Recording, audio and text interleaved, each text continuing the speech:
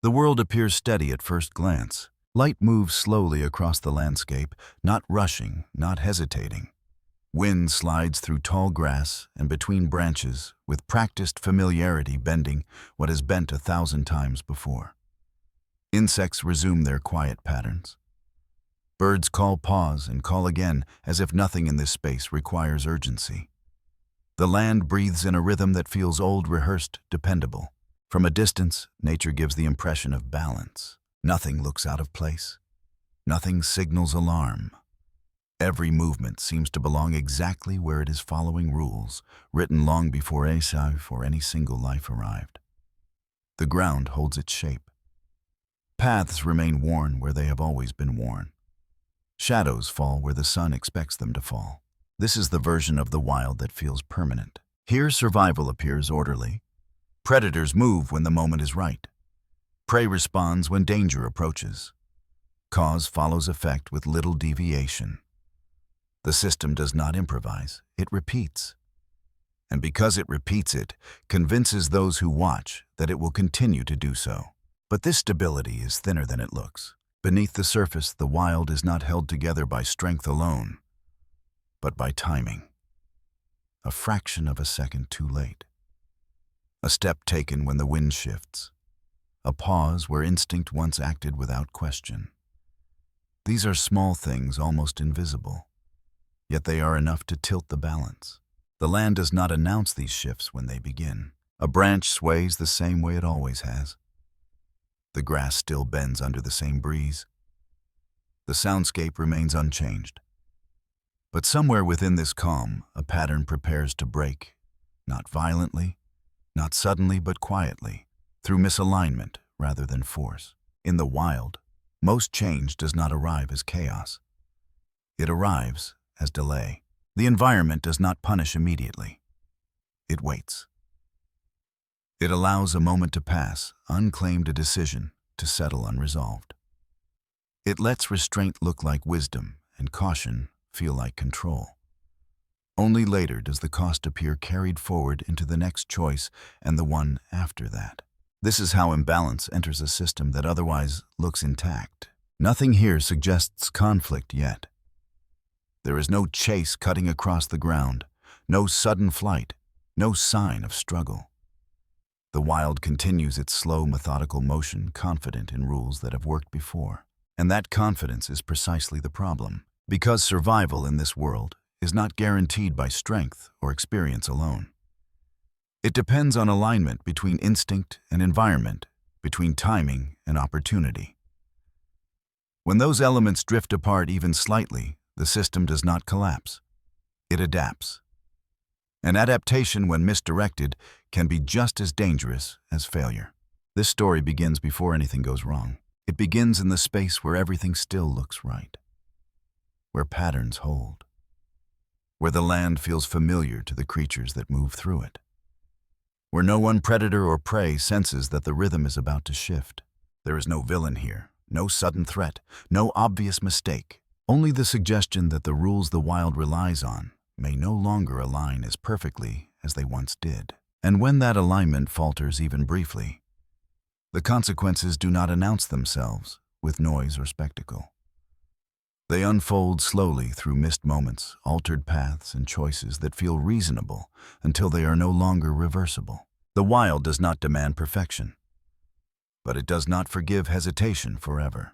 As the light continues to move and the landscape holds its calm, something prepares to test the oldest assumption of all that instinct when followed is always enough. The question is not whether the system will change. It always does. The question is what happens when change moves faster than instinct can follow. And survival must be negotiated rather than claimed. This is where the story begins. For most of the natural world, survival follows rules that are rarely questioned. Predators succeed not because they are relentless, but because they are synchronized. They move when conditions align, strike when advantage peaks, and withdraw when the balance shifts away from them. Prey survives through the same logic in reverse, by sensing disruption early, by reacting within narrow margins of time, by trusting instincts refined across generations. This relationship creates the illusion of order. Each side appears to know its role, and the land seems to reward those who perform it correctly. At the center of this system lies timing. In the wild, timing is more decisive than strength. A predator that moves too early reveals itself. One that moves too late forfeits opportunity. The window between these two failures is often measured in seconds, sometimes less. Within that window, instinct operates without debate. There is no hesitation, no reflection, only action aligned with environment. This is the rule that has held for as long as these landscapes have existed. Wind direction dictates approach. Light determines visibility. Terrain offers or denies cover. When these elements align, instinct completes the equation. The predator acts. The prey reacts. The outcome reinforces the system. Over time, repetition hardens these patterns into certainty. What works continues. What fails disappears. This is why hesitation is so dangerous here. The wild does not reward reconsideration. It does not pause to allow assessment once conditions are set. When an opening appears, it must be taken immediately, or it ceases to exist. Delay does not create safety, it creates exposure.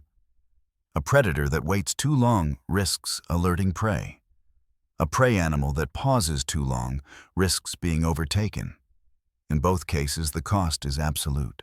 To survive, instinct must be trusted. Most of the time it is. Across countless encounters, animals that respond instantly outlast those that second guess. The environment selects for decisiveness because decisiveness reduces time spent vulnerable. A quick strike limits struggle. A rapid escape minimizes pursuit. Efficiency becomes survival. This is the version of nature most often observed, the one that appears clean, predictable, even fair. Action leads to outcome. Cause produces effect. The rhythm feels dependable. But this rhythm assumes something critical, that instinct and environment remain aligned. When they are, the rules hold. When they are not, the system does not break, it shifts. And that shift is subtle enough to go unnoticed until consequences begin to accumulate. Consider how often survival depends on conditions repeating themselves. A familiar path offering concealment. A known corridor providing escape. A pattern of prey behavior that remains consistent from one season to the next. Instinct relies on these regularities. It is calibrated to what has worked before, not to what might change without warning. The wild allows this reliance until it doesn't. A small environmental change can be enough to disrupt the equation. A new sound introduced into the landscape. A scent that lingers longer than expected. A corridor that becomes exposed. These changes do not announce themselves dramatically. They simply alter the reliability of old signals. Instinct still responds, but now it responds to information that is slightly outdated. At first, the difference is negligible. A missed chance, a delayed response. Nothing that appears catastrophic. In fact, restraint in these moments can look intelligent. Choosing not to act can preserve safety when conditions feel uncertain. Waiting can seem like adaptation, and sometimes it is. The problem arises when restraint becomes habitual. The wild does not distinguish between caution and absence. Space left unused does not remain reserved. Paths not taken lose relevance. Opportunities declined do not accumulate credit for later use. The system responds only to presence and action, not intention. This is the unforgiving aspect of natural law. A predator that chooses not to act repeatedly sends a signal not consciously, but structurally. Prey adjusts. Competitors probe. The environment recalibrates around new patterns of movement and absence. Over time, the cost of restraint grows, even if each individual decision once felt justified. This is how survival laws become traps. Instinct designed to protect life can begin to undermine it when conditions shift faster than behavior adapts. The very caution that avoids immediate danger can invite long-term loss. Territory shrinks, resources thin, margins tighten, and still nothing looks broken. The land continues to function. Prey continues to move. Predators continue to hunt. The system absorbs change without visible disruption. From the outside, it appears stable. But stability here is conditional. It depends on rhythm remaining intact, on timing continuing to match expectation, on instinct receiving accurate information from the environment. When that alignment slips even slightly, the rules do not collapse. They evolve. And evolution does not wait for understanding. This is the tension at the heart of survival instinct, must be fast. But the world it responds to is not fixed. What protected life yesterday may endanger it tomorrow. What felt like caution may become hesitation. What once preserved strength may erode opportunity. The wild offers no guidance on when to shift. There is no signal that says the old rules no longer apply. There is only consequence. Missed chances, narrowing paths, increased pressure. By the time these effects become obvious, the system has already adjusted. This is why survival is rarely lost in a single moment. It is lost through accumulation, through small decisions that made sense when they were made, through restraint that felt prudent, through timing that slipped just enough to change the equation. The rules of the wild do not change loudly. They change quietly through the space between instinct and action. And when that space grows too wide, even the strongest animals find themselves negotiating survival rather than claiming it. This is the law that governs what comes next. Not a law of violence, but of alignment. Because in a world where timing is everything, the most dangerous mistake is not acting too soon. It is acting too late. The first disruption is so small it almost escapes notice. Nothing dramatic announces it. No sudden movement tears across the ground. No alarm spreads through the landscape. The environment looks unchanged, operating within the same quiet patterns it always has. And yet something in the rhythm slips just enough to matter. The situation is familiar. Conditions resemble dozens of moments that have unfolded successfully in the past. The light is low but usable. Cover exists where it should. The air carries scent predictably flowing along contours shaped by years of wind and terrain. This is a setting where instinct expects to work without resistance, and for a moment it does. The body aligns with the ground. Muscles tense in anticipation, not strain. Attention narrows, filtering out everything except distance, angle, and timing. There is no doubt yet. This is how survival usually begins, quietly, efficiently, without excess movement. Then the delay occurs. It is not a conscious decision. It is not hesitation in the way it is often imagined. It is a pause measured in fractions of a second, barely long enough to register as restraint. But in an environment governed by timing, that fraction carries weight. The moment does not collapse immediately. The opportunity remains open, balanced precariously between action and loss. Instinct still urges movement. The body remains ready. But instead of release, there is assessment. A subtle recalculation where none was required before. The land does not react to this pause. It waits. In that waiting, the balance begins to shift. Light changes imperceptibly. Air currents adjust along the ground. The space that once felt sealed starts to loosen. None of these changes are obvious on their own, but together they erode certainty. The opportunity closes, not with resistance, but with quiet withdrawal. The conditions that made action inevitable fade into conditions that demand caution. What was once aligned becomes ambiguous. Instinct denied immediate release loses clarity. When the moment finally passes, nothing appears broken. No chase fails, no injury occurs. The landscape absorbs the event without record. From the outside, it looks as though nothing happened at all. But this is precisely the problem. The system registers absence as information. The missed action does not vanish into nothingness. It alters expectation. A space left unused becomes available. A pattern interrupted creates room for adjustment. The environment begins to recalibrate, not dramatically, but structurally.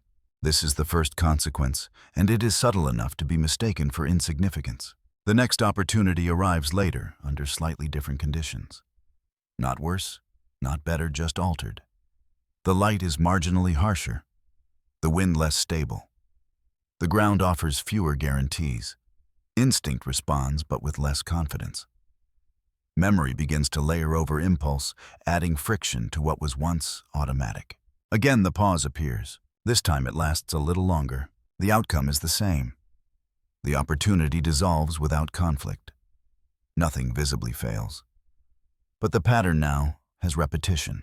What was once an anomaly begins to resemble behavior. The land responds accordingly. Paths that were reliable grow quieter. Prey movement shifts subtly at first, then more decisively. Competitors test edges that were previously avoided. None of this happens because of a single moment. It happens because absence accumulates. The wild does not distinguish between restraint and weakness. It reacts only to use and neglect. As these early disruptions compound, pressure begins to build, not sharply, but steadily. The margin for error narrows. The cost of waiting increases. Yet the body still feels capable. There is no immediate hunger, no urgent threat. Everything still appears manageable. This is what makes the shift dangerous. When change arrives slowly, it invites accommodation. Each small adjustment feels reasonable. Each pause seems justified by conditions that are no longer ideal. Instinct does not disappear, it adapts. But adaptation without decisive correction can drift into misalignment. The environment offers no feedback beyond consequence. There is no warning signal, no clear threshold. The first real loss does not come as collapse. It comes as limitation. Movement becomes more conservative. Routes shorten, choices reduce. The world does not shrink all at once, it tightens.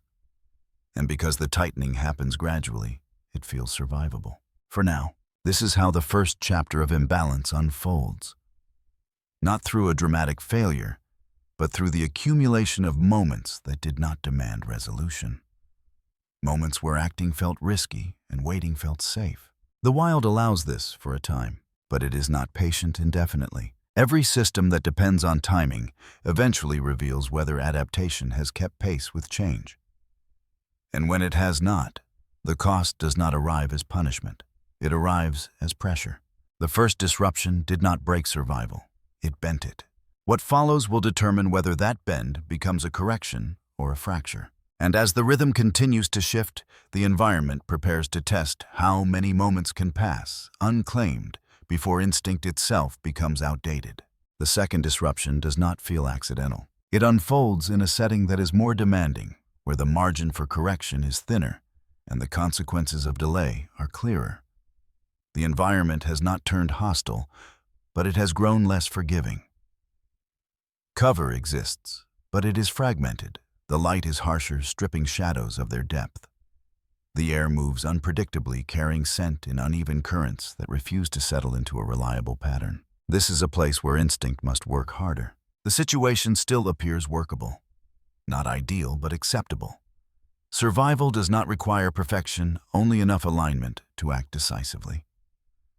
The body responds as it always has, lowering into readiness, muscles tightening in preparation rather than strain. Attention sharpens. The familiar narrowing of focus begins, but the hesitation returns. This time it is more noticeable, not because it is longer, but because the conditions demand faster response. The pause interrupts momentum at a point where momentum is essential. Instinct pushes forward, but memory presses back, introducing a calculation that slows release. The land reacts faster than before. A shift in wind carries scent forward. Not enough to trigger immediate alarm, but enough to unsettle the balance. The opportunity becomes conditional. Action now would require commitment under uncertainty rather than advantage. The body remains still. This decision feels rational. The conditions are no longer clean. Acting would risk exposure. Waiting preserves safety. The logic holds on its own. But the environment does not evaluate logic in isolation. It responds to patterns. When the moment passes, the cost is clearer than last time. The space does not simply return to neutrality. It changes character. Prey behavior adjusts, moving earlier, and with less predictability. The corridor that once offered cover now feels watched not by a visible presence, but by the absence of silence. The landscape begins to feel occupied even when nothing is seen. This is the first sign of pressure. Movement becomes more deliberate. Routes are tested repeatedly instead of used confidently. The body conserves energy not because it lacks strength, but because opportunity has become less reliable. Instinct still urges action, but it no longer carries certainty. Each potential move now demands justification. The next encounter arrives sooner than expected and under worse conditions. The terrain offers fewer escape routes. Cover is uneven. The wind shifts frequently, refusing to settle. This is not a situation where instinct excels. It is a situation that punishes misjudgment. And yet waiting here carries its own risk. The environment has already tightened. Options are narrowing. The body prepares to act. This time the pause is shorter, but it is still present. It breaks the rhythm just enough to matter. The opportunity fractures instead of dissolving cleanly. The prey reacts, not fully fleeing, but repositioning. The balance tips abruptly. Now action would require pursuit rather than capture. Instinct rejects this. The body withdraws. This retreat marks a change. The outcome is no longer neutral. The withdrawal exposes the cost of restraint. The movement is noticed not directly, but indirectly. The space becomes louder with activity. Prey disperses. The environment begins to feel contested. This is where the pattern becomes undeniable. Repeated hesitation has not preserved safety. It has altered positioning. The body is no longer operating from advantage, but from the edge of it. Each new situation demands more effort for less certainty. The wild has adjusted its expectations. The most dangerous shift occurs internally. Instinct begins to hesitate before conditions are fully assessed. The pause now precedes evaluation instead of following it. Action is no longer the default response. Caution has moved forward in the sequence shaping behavior before opportunity is fully revealed. This inversion is subtle but critical. Where instinct once initiated movement and memory refined it, memory now interrupts instinct at the outset. The result is a slower, heavier response to moments that require speed. The body remains capable, but the timing is compromised.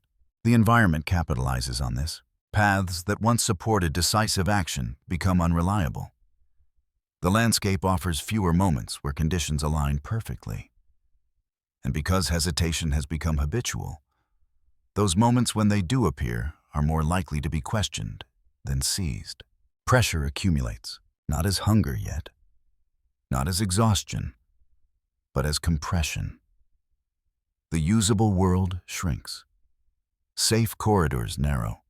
Each decision carries more weight because there are fewer alternatives left to absorb mistakes. The wild does not escalate dramatically. It simply closes in. This second disruption confirms what the first suggested: the system is no longer tolerating delay. What once looked like intelligent restraint now functions as absence. And absence invites replacement. Competitors begin to probe edges that were once respected. Prey movement grows erratic. The environment grows louder with signals that were once faint. The land is responding to what is not happening as much as to what is. This is the danger of repeated hesitation. It does not announce failure. It redefines participation. The body senses this shift, though it cannot articulate it. Movement grows tighter. Rest becomes less restorative. The balance between readiness and release tilts further toward caution. Instinct has not failed, but it is being overridden too early too often. The wild continues to present opportunities, but they are no longer forgiving.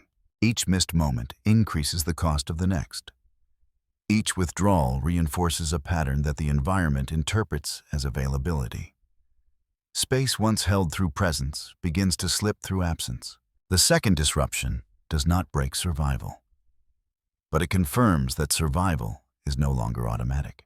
From here forward, the system will not reset on its own. Correction will require decisive action under less favorable conditions. The longer hesitation persists, the more expensive that correction becomes. This is no longer about a single missed moment. It is about a rhythm that has fallen out of step with the world it depends on. And as the pressure continues to build, the environment prepares to test how much adaptation instinct can absorb before it must either change or give way entirely. The third disruption does not come from hesitation alone. It comes from the environment pushing back. The landscape is no longer passive. It has begun to assert its influence, reshaping conditions in ways that instinct did not prepare for. What once felt familiar now behaves differently, as if the rules have been quietly rewritten while attention was elsewhere. The terrain changes first. Ground that used to provide predictable cover has thinned. Vegetation grows unevenly, creating gaps where concealment once held. Paths that were reliable now force exposure at critical moments. Movement through these spaces requires commitment earlier than before, leaving less room for adjustment once action begins. Light becomes an adversary. Shadows shorten. Reflections sharpen. Surfaces that once absorbed movement now betray it.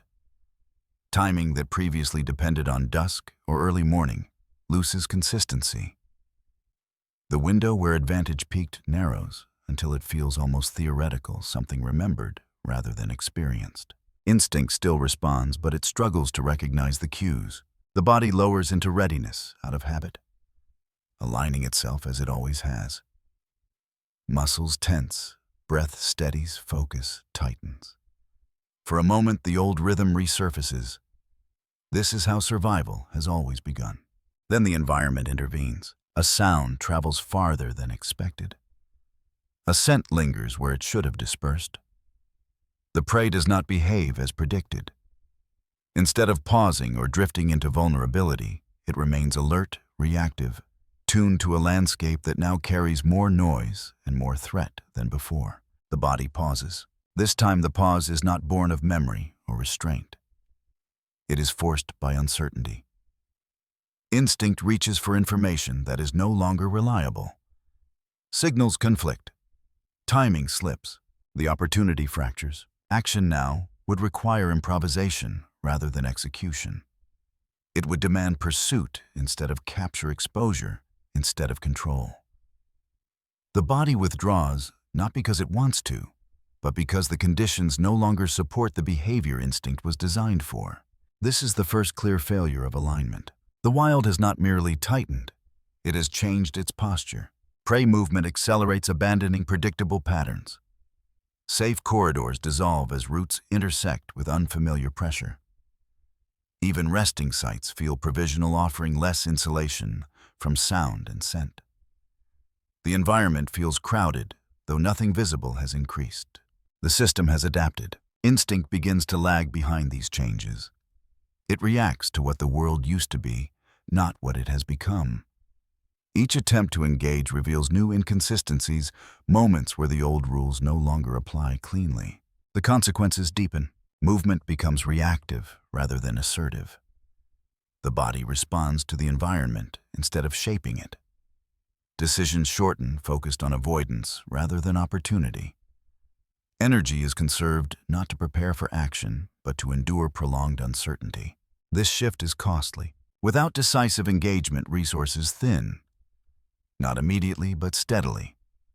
The body remains functional, but less resilient. Recovery takes longer. Errors feel heavier. Each choice now carries greater consequence because the buffer provided by familiarity has eroded. The environment presses further. Weather shifts become more disruptive.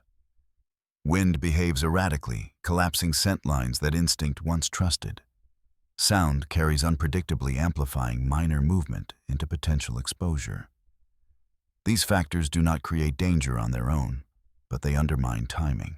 Timing was everything. Now timing is unstable. Instinct attempts to compensate by delaying release, waiting for clearer signals. But clarity no longer arrives. The longer the body waits, the more the environment shifts beneath it. The moment never stabilizes long enough to act decisively. This is the paradox. Acting too soon risks exposure. Acting too late forfeits opportunity. Instinct built to resolve this tension quickly cannot adapt at the same pace as the environment. What once took seconds to decide now stretches into hesitation. Because the cues no longer converge, the body senses this mismatch. Stress accumulates not as panic, but as vigilance without payoff. Attention remains high, but outcomes remain uncertain. Each failed engagement reinforces caution, pushing instinct further toward restraint. The wild interprets this restraint. Space left unused becomes accessible. Prey routes shift permanently. Competitors move more freely through areas that were once contested. The environment is not reacting to intent, it is reacting to behavior. Absence leaves a footprint. This third disruption marks a turning point. The problem is no longer hesitation alone. It is that the environment has begun to evolve in response to that hesitation. The old rhythm cannot be restored by simply acting again. The conditions that supported it are gone. Correction now demands more than instinct. It requires action under disadvantage. The body is aware of this, though not consciously. Movement slows. Decisions grow heavier. The cost of engagement rises with every passing moment. What once felt like adaptation now feels like survival on borrowed alignment. The environment does not pause to wait for recalibration. It continues to change, introducing new variables faster than instinct can absorb them. Each missed moment widens the gap between expectation and reality. The wild does not collapse into chaos, it settles into a new order. And in that order, instinct is no longer the unquestioned authority it once was. This is the most dangerous stage of imbalance. Not when survival is threatened immediately, but when the tools that once guaranteed it begin to fail silently. The body still knows how to act, but the world no longer responds the same way. From here on, every decision will be made in terrain that no longer favors the old rules. The margin for correction has thinned. The cost of waiting has increased, and the path forward will not resemble the one instinct remembers. The third disruption does not announce collapse. It announces displacement. The wild has moved on. Instinct has not yet caught up. And as pressure continues to mount, the next phase will offer no familiar ground to retreat to, only choices made under conditions that no longer forgive delay. The fourth disruption arrives without surprise. By now, the absence of familiar options has become its own condition. The landscape no longer offers clear invitations to act, only narrow passages that demand commitment before certainty appears. What once felt like choice now feels like constraint. Every direction carries consequence, and none resemble the routes instinct remembers. There is no longer a correct response. The terrain ahead is uneven, stitched together by fragments of cover that do not align into a reliable path. To move forward requires exposure. To remain still invites pressure from behind. The body senses this immediately, not as fear, but as calculation, without resolution. Instinct searches for the old signal that says, now. It does not come. This is what it means to lose familiar ground. The routes that once allowed approach and withdrawal no longer function as buffers. They terminate abruptly or intersect with risk before advantage peaks. Movement must be decided earlier, without the reassurance that timing will resolve uncertainty later. The margin where instinct used to operate has vanished. In this environment, hesitation no longer delays outcome. It defines it. The body prepares to move, then stops. Not because conditions are unclear, but because they are clear in the wrong way. Every option is compromised. Each path demands payment, upfront energy, exposure, territory, or safety. There is no maneuver that preserves all four. Instinct falters not from weakness, but from overload. It was shaped to choose between go and wait, not between multiple unfavorable outcomes presented simultaneously. The world has become too complex for the simplicity instinct requires. Decision-making stretches beyond its original design. The consequence is paralysis without stillness. The body shifts repeatedly, testing angles that offer no resolution. Each micro-adjustment costs energy without producing advantage. This is not rest. This is erosion disguised as caution. Pressure tightens. Competitors move closer, not aggressively, but confidently. Their presence no longer feels avoidable. It feels embedded in the same space. Prey behavior changes again, becoming more erratic, more vigilant. Opportunities appear briefly, then vanish before the body can align with them. The environment seems to anticipate withdrawal, and it does. Each time movement pauses, the landscape responds by closing further. Paths grow louder. Cover grows thinner. The silence that once protected approach now amplifies hesitation. The wild is no longer neutral. It is reactive. This is the moment when instinct loses authority, not because it has failed entirely, but because it cannot prioritize among losses. It recognizes danger everywhere and advantage nowhere. The result is retreat without direction movement that avoids immediate threat but does not lead toward opportunity. Space contracts rapidly now. Areas that once served as fallback options become inaccessible. The body is forced into marginal ground where resources are fewer and risk is constant. Every movement is visible to something prey competitor or human presence lingering at the edges of perception. The world has become crowded. This crowding produces a new kind of pressure urgency without clarity. Hunger grows louder, but action feels riskier. Energy declines, but movement becomes more expensive. The body cannot wait for perfect alignment because perfect alignment no longer exists. This is the point where adaptation becomes dangerous. Instinct attempts to compensate by becoming more conservative. Movement slows further. Engagement thresholds rise even higher. But this strategy only deepens the trap. In a compressed environment, conservatism accelerates loss. Space surrendered is not reclaimed. Time spent waiting compounds pressure. The system has inverted. What once preserved survival now undermines it. What once bought safety now buys displacement. The body senses this inversion, but cannot correct it cleanly. The tools available pause, assess, withdraw are the same ones that created the problem. Instinct cannot step outside itself to redesign its own response. This is the cost of losing familiar ground. Not sudden collapse, but narrowing until survival becomes a negotiation between bad options. Every path forward requires compromise. Every delay worsens the terms. The wild does not escalate dramatically here. It does something worse. It removes alternatives. By the time this becomes clear, the moment for easy correction has passed. The environment has adapted fully to the new pattern of behavior. It now expects absence where presence once held space. It has reorganized around restraint. The body stands within this restructured world, aware that the old rhythm cannot be restored simply by acting again. Action now would occur under disadvantage without the support systems instinct relied on. This is the meaning of having no familiar road left.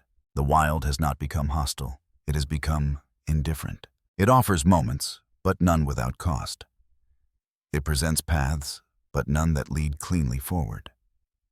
Survival now depends on enduring consequence rather than avoiding it. This fourth disruption does not introduce new danger. It removes refuge. And when refuge disappears, the difference between caution and collapse becomes dangerously thin. The next phase will not test whether instinct can hesitate wisely. It will test whether survival can continue when hesitation has already shaped the terrain. Because from here on, there is no way back to how things were, only a narrowing corridor where every choice is made under pressure already applied. The fifth disruption does not arrive as a new problem. It arrives as realization. By now, the pressure has been building long enough that its shape is unmistakable. The environment is no longer something to be navigated, it is something that presses back. Every movement occurs inside constraints already set. Every pause carries consequence. The body no longer asks whether to act, but how much it can afford to lose by doing so. This is the moment before inevitability. The landscape offers one more opening narrower than any before it. Not an opportunity in the old sense, but a threshold. Crossing it will require commitment without guarantee. Avoiding it will require endurance without relief. The choice is not between success and failure, but between different kinds of damage. Instinct recognizes this immediately. The body lowers into readiness out of habit, but the motion lacks confidence.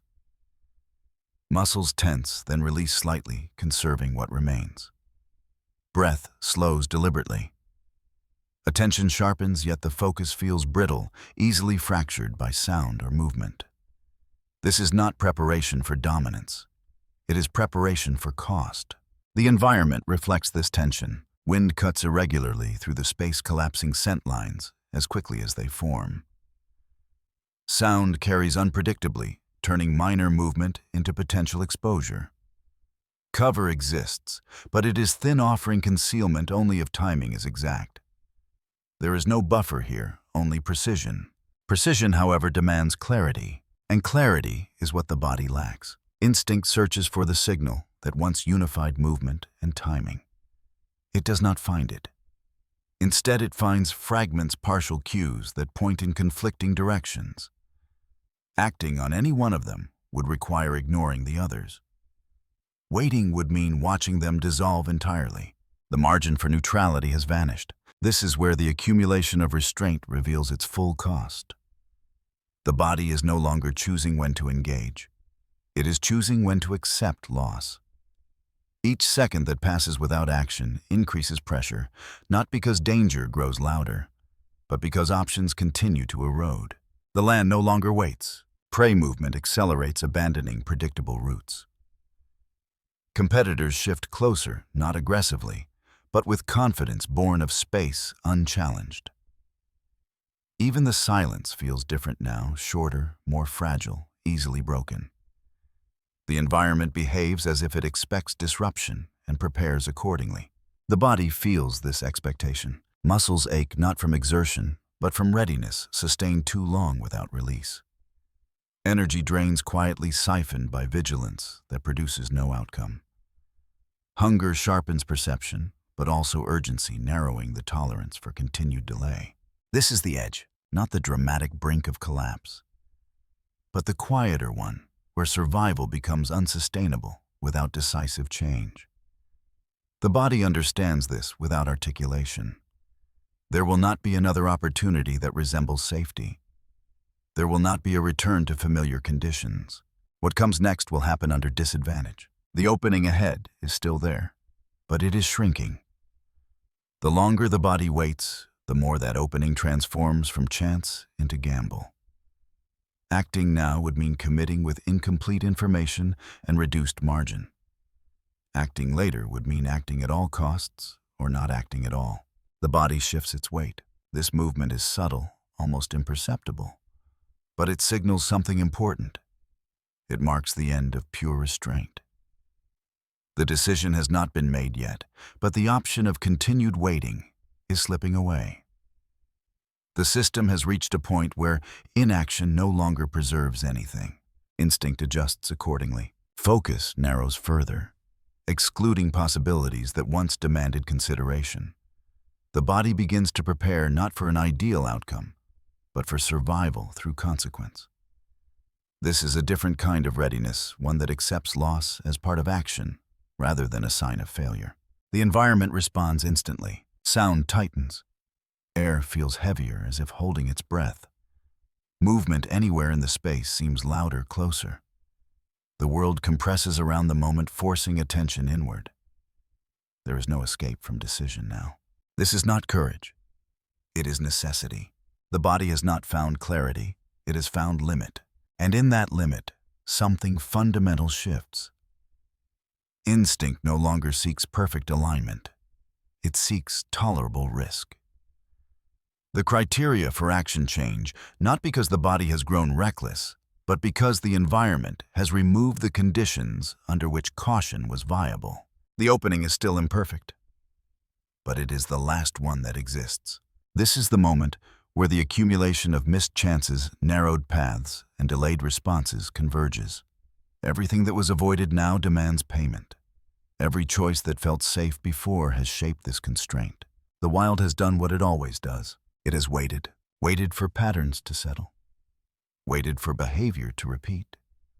waited for absence to define availability. And now, having adjusted fully, it presents a reality where correction is no longer gentle. The body stands at the threshold of that reality. Whatever happens next will not restore what was lost. It will not undo the narrowing. It will only decide whether survival continues under altered terms or fractures under the weight of hesitation finally exhausted. This is the point before the break, not the climax itself, but the silence just before it. The space where all remaining options collapse into one. And as the environment closes in around that final opening, the system prepares to test whether survival can still be claimed when every advantage has already been spent. The next moment will not allow delay. It will demand action or accept the cost of none. The moment arrives without warning, not because it is sudden, but because nothing is left to delay it. The environment has compressed as far as it can. Space offers no more flexibility. Timing no longer stretches to accommodate uncertainty. The body stands inside conditions that have already decided most of the outcome, leaving only one variable unresolved: whether action will occur at all. This is not an opening shaped by advantage. It is a narrowing shaped by pressure. The landscape ahead is exposed. Cover exists, but only in fragments that cannot conceal a full approach. Light is unforgiving, flattening depth and stripping shadows of protection. Wind refuses to settle, shifting just enough to disrupt scent without clearing it. Everything here demands precision while denying stability. The body recognizes this instantly. Muscles tense, but not with confidence. They tighten in anticipation of strain rather than release. Breath steadies slower than instinct prefers conserving what remains. Focus narrows until only distance and timing remain. But even those feel unreliable, distorted by conditions that no longer cooperate. This is the cost of arriving late. Instinct searches for a familiar cue, one last confirmation that action will align with environment. It does not find it. The signals are fragmented, overlapping, contradictory. Acting now would mean accepting exposure before advantage fully forms. Waiting would mean forfeiting the moment entirely. There is no correct answer left. The body shifts forward, not decisively, not yet. Just enough to signal commitment, beginning to override restraint. The movement is subtle, almost reversible, but the environment responds immediately. Sound sharpens. The space feels tighter, as if every element has leaned inward to observe. This is the point where survival stops being calculated and becomes endured. Action begins under disadvantage. The body moves closing distance faster than it would have chosen before. Timing is compressed, leaving less room for adjustment. Each step is deliberate, but there is no margin to correct mid-course.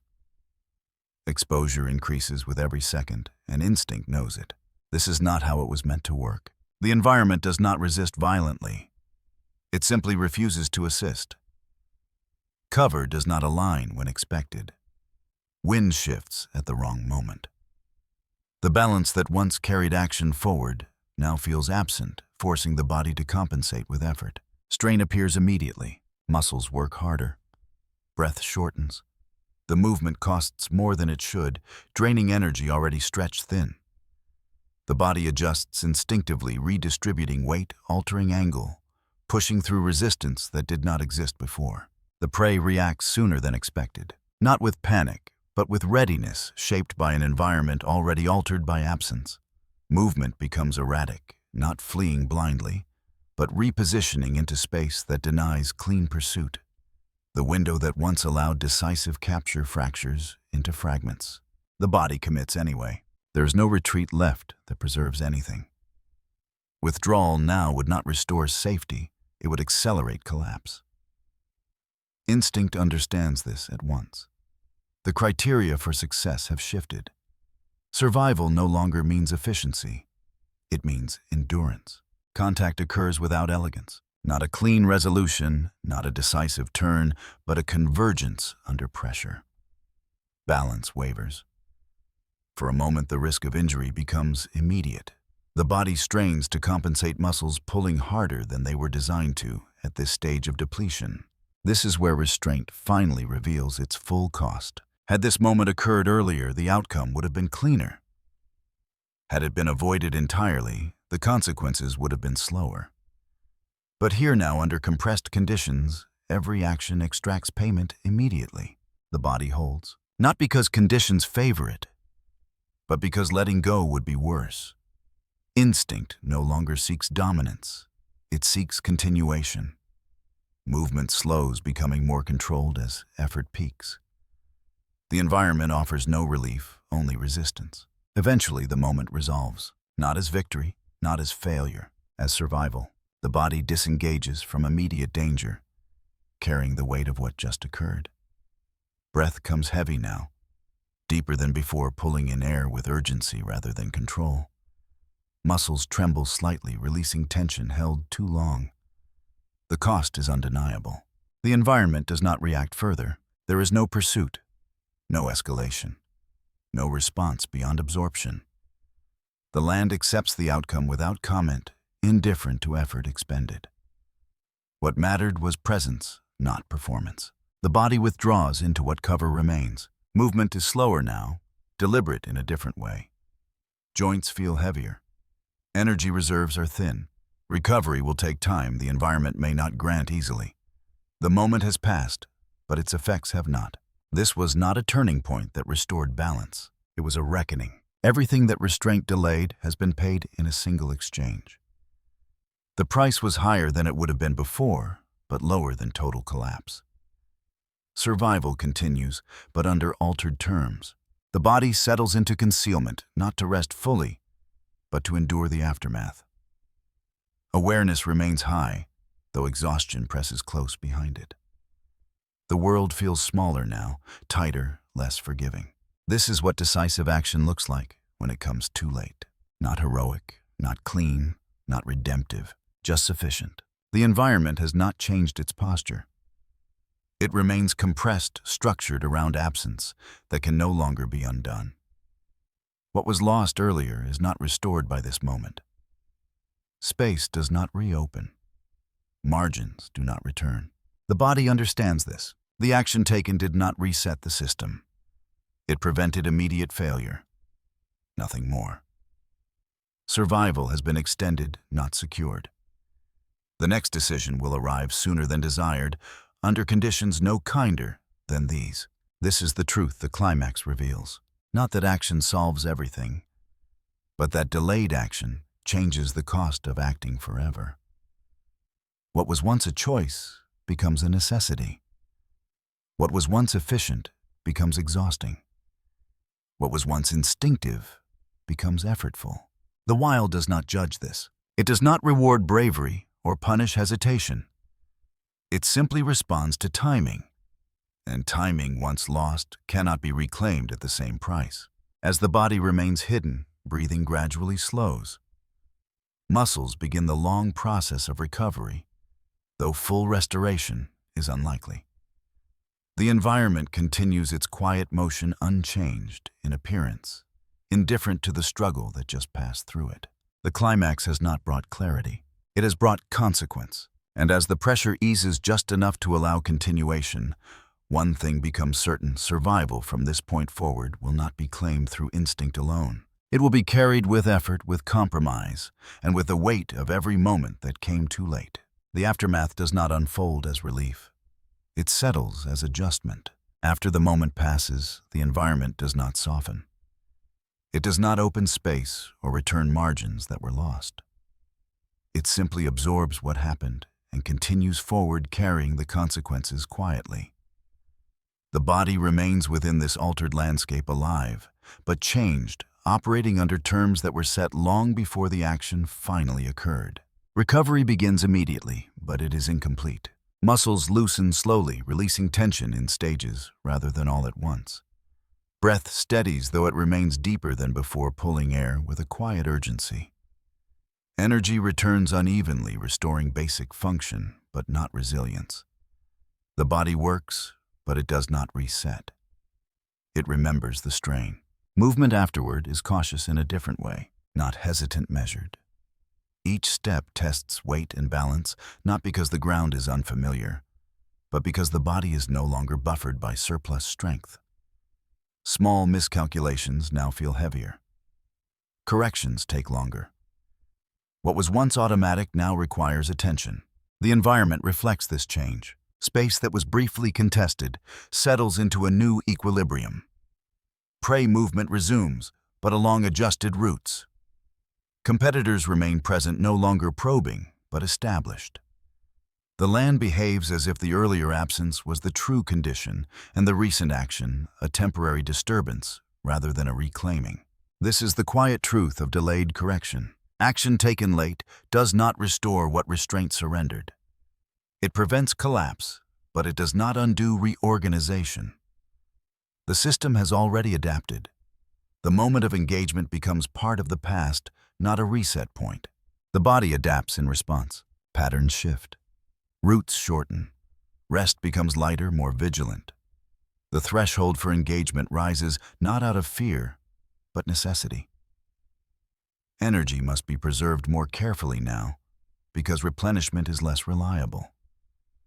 Survival becomes conservative by force rather than choice.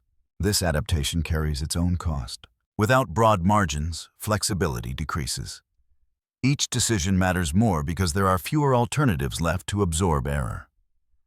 The body cannot afford frequent correction. It must choose carefully, not because instinct demands it, but because the environment enforces it. Hunger returns sooner than expected, not sharply, but persistently. The body feels it as a steady pressure rather than urgency, a reminder that the recent action addressed only immediate need. Resources remain thin. Opportunity will have to be found again soon, but under conditions no easier than before. The environment offers no guidance. There is no signal that says when to act differently next time. No indication that patience or speed will be rewarded more generously. The world simply presents moments and accepts outcomes. The burden of interpretation rests entirely with the body. This is where consequence becomes continuous. The moment that just passed does not stand alone. It reshapes what follows. Each future opportunity will arrive, filtered through the cost already paid. Strength expended will not be fully recovered before the next decision.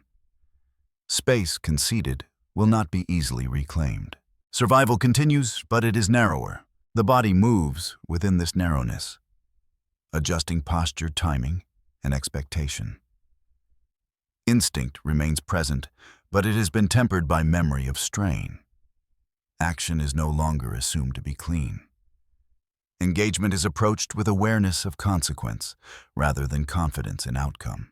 From the outside, nothing dramatic marks this phase. The animal still moves, still feeds when possible, still avoids direct conflict when it can. To an observer, life appears to proceed normally. But beneath that surface, the cost of delayed action continues to echo. Every decision now is heavier, not because danger has increased, but because tolerance for error has decreased. Where once the environment could absorb missteps, it now magnifies them. Survival has become a balancing act rather than a rhythm. This is the lasting effect of restraint stretched too far. Not failure, but fragility. The body understands this in the only way it can, through adjustment. Movement becomes economical. Exposure is minimized. Engagement is calculated with stricter thresholds. These changes are not strategic choices, they are enforced adaptations to a world that no longer offers excess. The environment does not resist this adaptation, it accepts it. The wild has no preference for boldness or caution. It responds only to behavior over time. And over time, the pattern has shifted. The system has reorganized around that shift, leaving little room for reversal. This is the aftermath that matters most, not the moment of action itself, but the conditions it leaves behind. Survival has been extended, but under terms that demand more effort for less return. The body remains capable, but less forgiving of itself. What comes next will not be decided by what just happened. It will be decided by how much the body can carry forward from it. The land offers no verdict, no closure, only continuation. And in that continuation, the final question begins to take shape not as an immediate problem, but as a quiet presence that will follow every future decision. When survival depends not on acting correctly, but on enduring the cost of acting late. How long can adaptation hold before it becomes another form of loss? The landscape returns to stillness, but it is not the same stillness as before. Light moves again across the ground, tracing familiar paths that now feel subtly altered. Wind passes through the terrain with the same sound it has always made, yet it carries a different weight. Nothing in the environment signals that a boundary has been crossed. No marker remains. No sign announces that something fundamental has shifted. And yet it has. The world continues forward without pause, indifferent to the effort that was required to remain within it. The land does not acknowledge cost. It does not preserve memory of strain or reward endurance. It simply holds space for whatever behavior persists. The body remains within that space, adapting quietly. Movement is slower now, not from injury, but from recalibration. Each step reflects an awareness that margins are thinner than they once were. Timing is treated with greater caution, not because instinct has weakened, but because consequence has grown heavier. Action is no longer assumed to be efficient. It is assumed to be expensive. This is not defeat, but it is not restoration either. Survival continues in a narrower form, shaped by what has already been spent. The environment offers moments, but fewer of them arrive cleanly. Each requires acceptance of trade-offs that did not exist before. Energy gained must be protected. Space claimed must be defended more carefully. Rest is lighter, more fragmented. From the outside, nothing marks this transition. The wild still appears orderly. Patterns still repeat. Predators hunt. Prey avoids. The system seems intact. Anyone watching from a distance would see only continuity, not compression. Only life proceeding as it always has. But within that continuity lies a quieter truth. Survival is no longer governed solely by instinct. It is governed by endurance, by the ability to carry forward the cost of past decisions while still responding to new ones. The body has not failed to adapt. It has adapted under pressure, and adaptation under pressure leaves scars that are invisible but influential. The environment does not offer a return to earlier conditions. What was lost through delay is not returned through effort. Space does not reopen because presence reappears. Margins do not widen because action finally occurs. The wild does not negotiate backward. It only responds forward. This is the nature of alignment once it slips. Instinct remains a guide, but no longer an authority. Memory now shares that role, shaping thresholds and slowing response. Experience has introduced friction into what was once immediate. The body still knows how to act, but it also knows what action costs when taken late. This knowledge does not disappear. It follows every movement. It shapes every pause. It weighs on every decision before it is made. The world offers no explanation for this weight. It does not justify it or question it. It simply incorporates it into the ongoing exchange between behavior and consequence. Somewhere ahead, pressure will return. Another shift in environment. Another competitor. Another moment where alignment threatens to slip again. When it does, the body will respond not as it once did, but as it now must, carrying the accumulated cost of earlier restraint and later action. Whether that response comes sooner or later remains uncertain. The wild does not guarantee that adaptation will keep pace with change. It does not promise that lessons learned will arrive in time to be useful. It only ensures that whatever persists will be tested again and again. This is where the story leaves its final question, not as a challenge, but as an observation. In a world that changes quietly and applies pressure without warning, survival is rarely decided by strength alone. It is shaped by timing, by restraint, by action, and by how long the distance between them is allowed to grow. When instinct hesitates, the world does not stop. When action comes late, the cost does not disappear.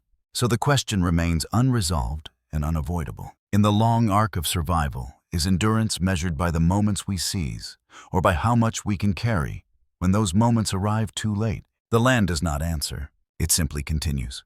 And within that continuation, life adapts not toward certainty, not toward balance, but toward whatever form of survival remains possible after timing has already taken its share.